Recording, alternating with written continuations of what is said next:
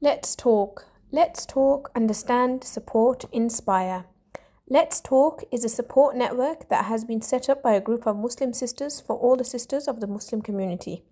The aim to give a platform to our sisters to discuss general topics about our children, our youth, daily Islamic reminders, and topics which are not widely discussed or always misunderstood in our community. Fighting stereotypes and cultural stigma. If you would like to get involved, you can contact us via our Instagram or Facebook page at Let's Talk 20. Sister Amina, children, whether they're in mainstream or special needs, they do have feelings. Children are not mute from emotions and feelings, regardless of whether they are blind or they are deaf or they cannot speak. They do feel and they have feelings. Of course. Just like any other child. Of course. And even the smallest of comments, they do leave a mark on whoever that person is, whether it's a child or whether even if it's an adult, even if it's a parent. You might make a comment in regards to a child. You know nothing about the child, you know nothing about the parent, and you might even never even think about that comment ever again. But that comment, the mark that can leave, it's definitely something that our community needs to be very, very careful about, because they seem to think it's fine to pass these comments, especially as we mentioned before, where they're blaming the parents and they're saying it's a punishment. It's so easy to roll off the tongue, but you have no idea what that parent is already going through, and then to have to sit there and to listen to basically your comments that you are making in ignorance. Definitely, and I think that's really important, Sister Amina, because I myself have experienced a trauma in my life, and I'm going to be honest with you, when you are going through, when Allah tests you with something, emotionally, you are a lot weaker, so any comment can upset you a lot more than before. For parents with special needs, every moment of their life is about their child. And I think, sometimes people forget that these parents are on the go 24/7. Whether they, and I know this because I've seen it. I've had experience with that child, and when I come home, you're absolutely shattered. And imagine a parent who has to look after a child for so many years.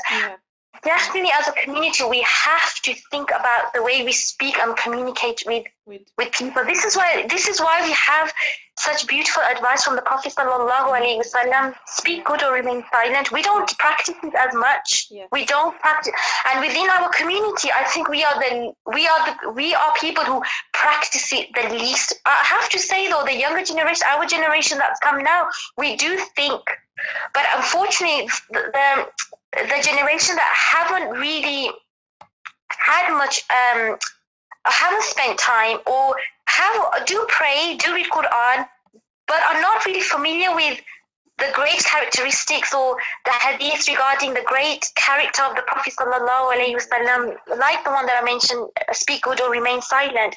It's very hard because words can really affect people. I know, because when I had my injury, a kind word uplifted me for the whole day, but any other emotional feeling put me down a lot more than usually I am. I mean, if someone was to say something to me now, it wouldn't actually affect me as much as it did a year and a half ago. So, and that was me because I was going through something. Imagine a parent who is constantly just worried about their child, and on top of that, they have to hear, hear judgments and harsh words from other family members and people. It's not nice, and it shouldn't be done, and it needs to be stopped. Definitely. And I think, Sister Amina, I think with many people of the Muslim community, I think one of the many ways that they can do that is that we have a lot of people who do still go to the masjid, who spend a lot of time in the mosque. I think it's also good to speak about these topics in mosques, in Jummah khutbahs. I think it's because these children are part of our society. Yeah, definitely. And also it will educate the other children. Definitely, of course. Because we have a lot of, not all autistic children or children with disabilities or invisible illnesses, they're not all in special needs schools. A lot of them are in mainstream schools.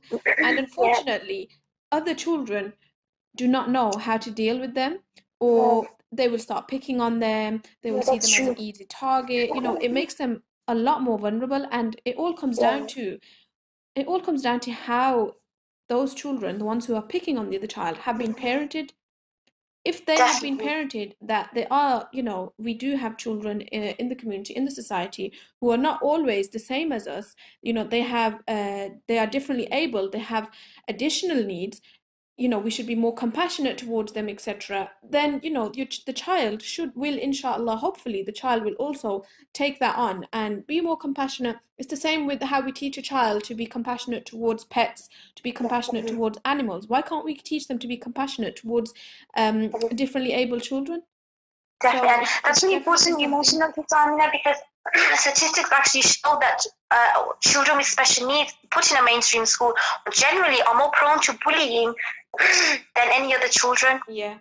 So I think it's really important that children that are in mainstream schools, that their parents and they are taught that regardless of what a child may look like or may not understand or may not have an ability like other children, to be respected and loved and to show kindness. This is really important. And I would like to say another thing on this. Just because a child has special needs, it doesn't mean that they don't have another ability. Allah, He never takes something from somebody without giving something to them. You know, so it's not that they lack in. They might not have something that you have, but they may have something that you may not. They may have something that you may not have.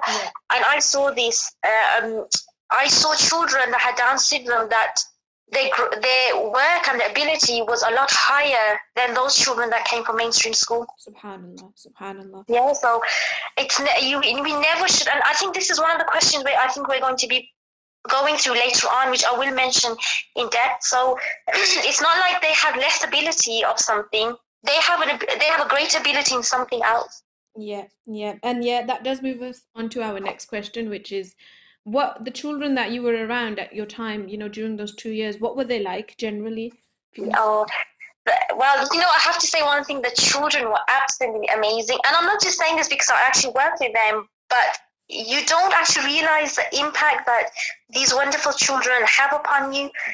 And it's an experience I will never forget. And I believe that, you know, once you're interacting with children of various needs, you see life completely different. Their everyday smile, their struggle, learning and achievement, it's something unexplainable. You know, I saw children who had no speech begin to talk, children who couldn't walk begin to walk, a child who couldn't write a letter, say like A, B, or C, begin to write, children who couldn't move parts of their body, like an arm or a leg, begin to move. Their struggle and the achievement of that particular challenge is what was the most rewarding thing to witness. These children have abilities you can never comprehend. And I think it's really important to say that because, you know, they may be autistic or have Down syndrome or the ADHD, but they are not, like I said, but they are not short of ability or achievement. You know, sometimes they taught us more than we taught them, or they did for us more than we did for them, even the kind words. Subhanallah. Because I mean, there's so much to say on this, but I think I think that summarizes, you know, actually how I feel, because every day you learn something from these children, and I just, you know, just seeing the struggle every day, and they never give up. Subhanallah. And also, what kind of, is there any advice that you could give or techniques that you can give to parents that you might have picked up on while, you know, as you said, dealing with children who have additional needs? Sometimes it can be a challenge, and sometimes parents don't always understand how to deal with that themselves. So if there's any advice or any techniques that you can offer maybe to parents. I've summarized some. I mean, this is every parent is different, every child is different, but I'm going to give what I think from my experience. Some of the things that I would advise to the parents is, first of all, never underestimate the ability of your child, regardless of their disability. But of course, you know, keep your expectations realistic. So if your autistic child has begun to read, don't give them a novel. Like if they've just started on a book, don't hand them a novel and expect them to complete the novel. So you have to keep your expectations realistic. Definitely. Create a bond with your child, because even even though they may have a disability, they are not mute from feelings, like I mentioned, and emotions. Yeah. They do feel, they sense and appreciate the love, kindness that you show them. And any parent or guardian of a special needs child will tell you this, the beautiful moments that they have, because we experienced it when I worked with them. So I can only imagine what parents see at home with their child. Yeah. So, yeah. But again, Sister Amina, that all depends upon how you bond with your child. Yeah. Yeah. I think also, as a parent of a child who has special needs, it's not always easy. So when you can, and I think this is a really important, Sister Amina, because I know maybe in our community we don't ask as much, but if you need it, please ask for help. Yeah. And I know sometimes you're shy, but if you need help, ask.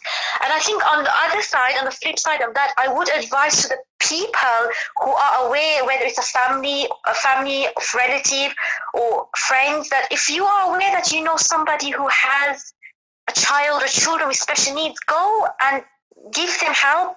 Don't wait for them to ask, because most of the time they will never ask. Yeah. So go in maybe once a week, once a month, wash the dishes for them, find out how they are, make dinner for them, something small like that. Yeah.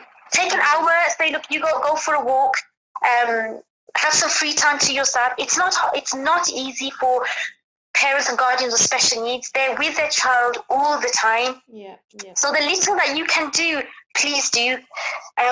Ease their burden, by maybe washing, cooking, and just taking the children out, or just say to them, look, I'll stay with your child today. You go and have maybe an hour to yourself. Go do a bit of shopping and come back. It's just helping each other out. Yeah. I would also like to say there is a lot of stuff online on sensory toys. So many times when you have special needs children, if they work according to their senses. So if they're visually impaired or they're hearing impaired, we give them things that maybe they can feel or touch, or if they can't speak, for example, they see. So there's a lot of sensory toys online. So if you Google sensory toys, there will be a list of things that come.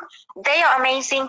I would really recommend them. They use it in a lot of places, and you really see an improvement of a child's behavior, their thinking, their emotions by just these toys. Make sure they're safe, because that's really important. You don't want to buy something that may be a danger to them. So always be careful of what you buy your child. I would also like to have a reward chart. If a child is able to understand when they do good, reward them. This is not bribing. I know sometimes parents think like that, but with special needs children, it's not, because the thing is, you need to be able to make them understand that when you do good, it's a good thing. Yeah. And so you need something to allow them to understand that. Yeah. Because of course we understand that autistic children, they don't understand always whether they have done something good or not. By having a reward chart, you're able to make them understand that they're doing something good. Yeah. Because your emotional response to their emotional behavior will help them with that understanding. Yeah, definitely. Also, music therapy. This is something that I picked up. I mean, we know the Ottomans used it. The Ottomans used it for people with mental health. This is really important. And I think this comes back to a question, I think last week, a parent asked regarding how I tell my autistic child about Allah. Yeah. Now, online on YouTube, there are so many good things on Islamic nasheed, Islamic alphabet, animated stories. Things like that are really good for your child. Get them started on a very easy way. So, there's nasheeds, children's nasheeds, alphabets, like I mentioned. So if you start like this, and also you have to understand that, or be able to know where is your understanding of your child. Don't put them in the deep end straight away. You will confuse them. Yeah. So start off slowly but gradually, and inshallah you will see a change. Please click on the link to listen to the continuation of this episode. If the link is not available on screen, please look in our description box below and the link will be available.